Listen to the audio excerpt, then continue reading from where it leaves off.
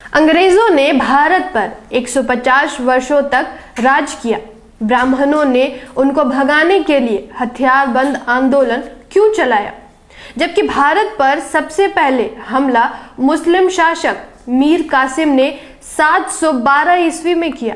उसके बाद Mahmood Ghaznavi, Mohammad Ghori, Genghis Khan ने हमला किया और फिर कुतुबुद्दीन ऐबक, गुलाम वंश, तुगलक वंश, खिलजी वंश, लोदी वंश, फिर मुगल आदि वंशों ने भारत पर राज किया और खूब अत्याचार किए, लेकिन ब्राह्मणों ने कोई क्रांति या कोई आंदोलन नहीं चलाया।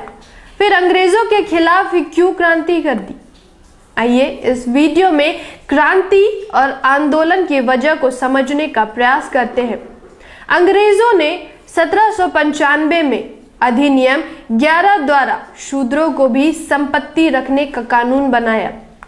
1773 में ईस्ट इंडिया कंपनी ने रेगुलेटिंग एक्ट पास किया, जिसमें न्याय व्यवस्था समानता पर आधारित थी।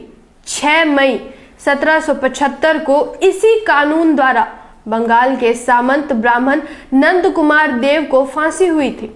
1804 अधिनियम 3 द्वारा कन्या भ्रूण हत्या पर रोक अंग्रेजों ने लगाई, वरना लड़कियों को पैदा होते ही तालू में अफीम चिपकाकर मां के स्तन पर धतूरे का लेप लगाकर एवं गड्ढा बनाकर उसमें दूध भरकर डुबोकर मार दिया जाता था।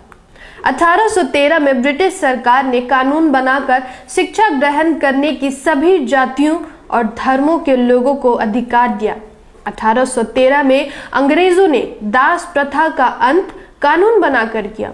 1817 में सामान्य नागरिक संहिता कानून बनाया। 1817 के पहले सजा का प्रावधान वर्ण के आधार पर था। ब्राह्मण को कोई सजा नहीं होती थी और शूद्र को कठोर दंड दिए जाते थे। अंग्रेजों ने सजा का प्रावधान समान कर दिया। 1819 में अधिनियम 7 द्वारा ब्राह्मणों द्वारा शुद्ध स्त्रियों के शुद्धिकरण पर रोक लगाई गई। शूद्रों की शादी होने पर दुल्हन को अपने दूल्हे के घर न जाकर कम से कम 3 रात ब्राह्मण के घर शारीरिक सेवा देनी पड़ती थी। 1830 नरबलि प्रथा पर रोक लगाई गई। देवी देवता को प्रसन्न करने के लिए ब्राह्मण शूद्रों, स्त्री व पुरुष दोनों को मंदिर में सिर पटक पटक कर चढ़ा देते थे। 1833 अधिनियम 87 द्वारा सरकारी सेवा में भेदभाव पर रोक अर्थात योग्यता ही सेवा का आधार स्वीकार किया गया तथा कंपनी के अधीन किसी भारतीय नागरिक को जन्म, स्थान, धर्म, जाति या रंग के आधार पर पद से वंचित नहीं रखा जा सकता है, नियम लागू किया गया। 1834 में पहला भारतीय विधि आयोग का गठन हुआ। कानून बनाने की व्यवस्था जाति, वर्ण, धर्म और क्षेत्र की भावना से ऊपर उठकर करना आयोग का प्रमुख उद्देश्य था। 1835 प्रथम पुत्र को गंगा दान पर रोक लगाए।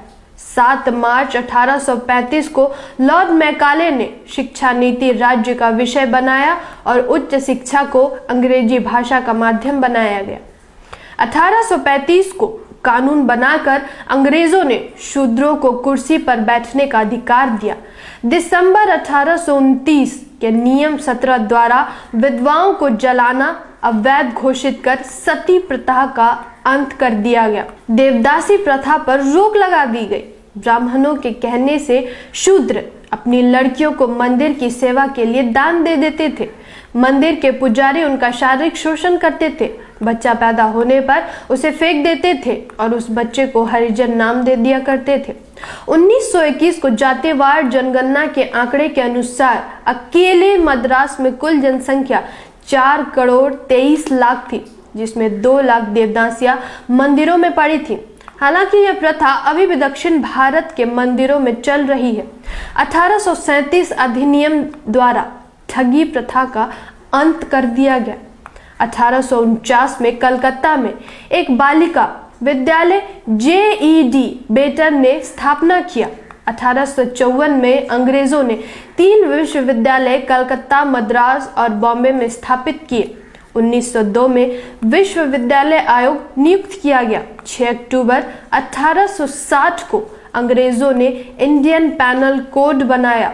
लॉर्ड मैकाले ने सदियों से जकड़े शूद्रों की जंजीरों को काट दिया और भारत में जाति, वर्ण और धर्म के बिना एक समान क्रिमिनल लॉ लागू कर दिया।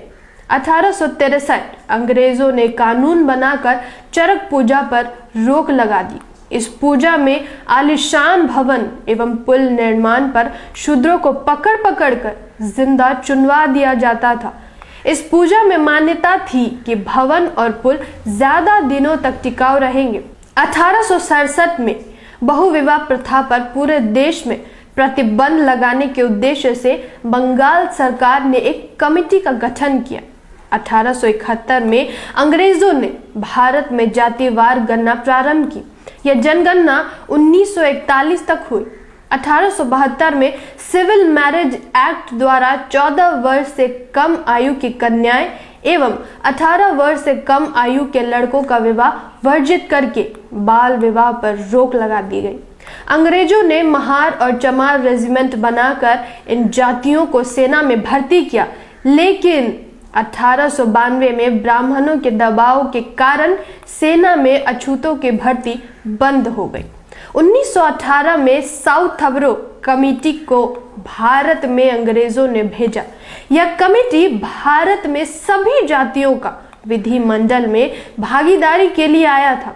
शाहूजी महाराज के कहने पर पिछड़ों के नेता भास्कर राव जादव ने एवं अछूतों के नेता डॉक्टर अंबेडकर ने अपने लोगों को विधिमंडल में भागीदारी के लिए मेमोरेंडम यानी ज्ञापन दिया। अंग्रेजों ने 1919 में भारत सरकार अधिनियम का गठन किया। 1919 में अंग्रेजों ने ब्राह्मणों को जज बनने पर रोक लगा दी थी और कहा था कि इनके अंदर न्यायिक चरित्र नहीं होता है। अंग्रेजों के रहते 25 दिसंबर 1927 को डॉक्टर अंबेडकर द्वारा मनुस्मृति का दहन किया। मनुस्मृति में शूद्रों और महिलाओं को गुलाम तथा भोग की वस्तु समझा जाता था। एक पुरुष को अनगिनत शादियां करने का धार्मिक अधिकार है। महिला अधिकार विहीन तथा दासी की स्थिति में थी। एक एक औरत के अनगिनत सौतने हुआ करती थी। औरतें शूद्रों के लिए सिर्फ और सिर्फ गुलामी लिखा है, जिसको ब्राह्मण मनु ने धर्म का नाम दिया है। फिर 1 मार्च 1930 को डॉक्टर अंबेडकर द्वारा काला राम मंदिर नासिक प्रवेश का आंदोलन चलाया गया। 1927 को अंग्रेजों ने कानून बनाकर शूद्रों के सार्वजनिक स्थानों पर जाने का अधिकार दिया। नवंबर 1927 में साइमन कमीशन की नियुक्ति की, जो 1928 में भारत के अछूत लोगों की स्थिति का सर्वे करके और उनको अतिरिक्त अधिकार देने के लिए आया। 24 सितंबर 1932 को अंग्रेजों ने कम्युनल अवार्ड घोषित किया, जिसमें प्रमुख अधिकार दिए।